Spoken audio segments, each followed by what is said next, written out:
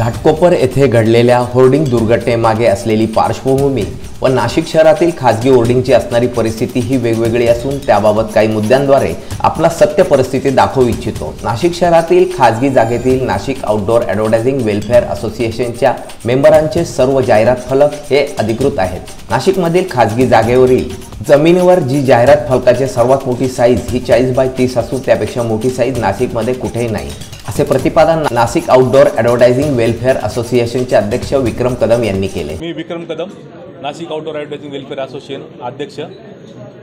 आज आपण पत्रकार परिषद बोलवली आहे।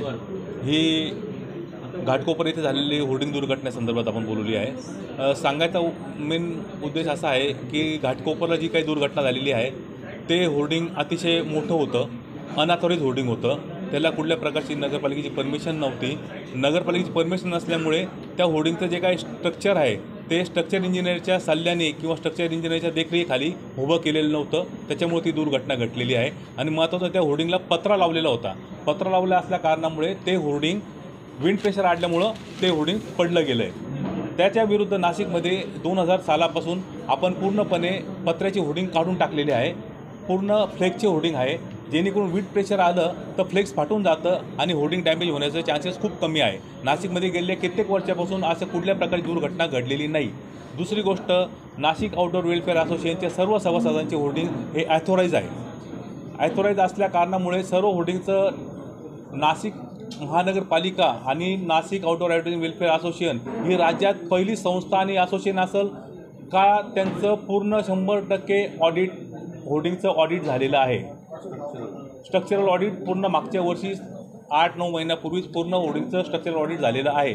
त्यामुळे नाशिकमध्ये सर्व होर्डिंग लीगल आहे।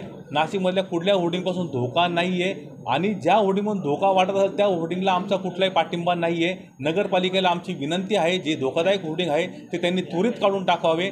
त्यापैकी सिवेजचे काही होर्डिंग आहे ते खूप धोकादायक आहे। गेल्या 4 वर्षापासून सिवेजचं टेंडर बंद असल्यामुळे ते होर्डिंग तसेच उभे आहे, त्याला गंज लागलेला आहे, त्याची कोणी देखभाल करत नाही आहे। मुंबई नाक्याची होर्डिंग आहे त्याची कोणी देखभाल करत नाही आहे। नगरपालिकेच्या मालकीचे पण काही होर्डिंग आहे का त्याची पण दुरावस्था खूप झालेली आहे। आपलं म्हणणं एवढंच आहे, नाशिककर म्हणून माझं एक म्हणणं आहे का आपल्या नाशिककरांना कुठल्या होर्डिंगपासून धोका निर्माण व्हायला नको, म्हणून नगरपालिकेने प्रायोरिटीवर घेऊन जे धोकादायक होर्डिंग आहे ते त्वरित काढावे। यावेळी अध्यक्ष विक्रम कदम, इम्तियाज अत्तार, गणेश बोडके, नंदन दीक्षित, रवी शिरसाट, मच्छिंद्र देशमुख तसेच असोसिएशनचे पदाधिकारी उपस्थित होते। अमर सोळंके, मी नाशिककर न्यूज, नाशिक।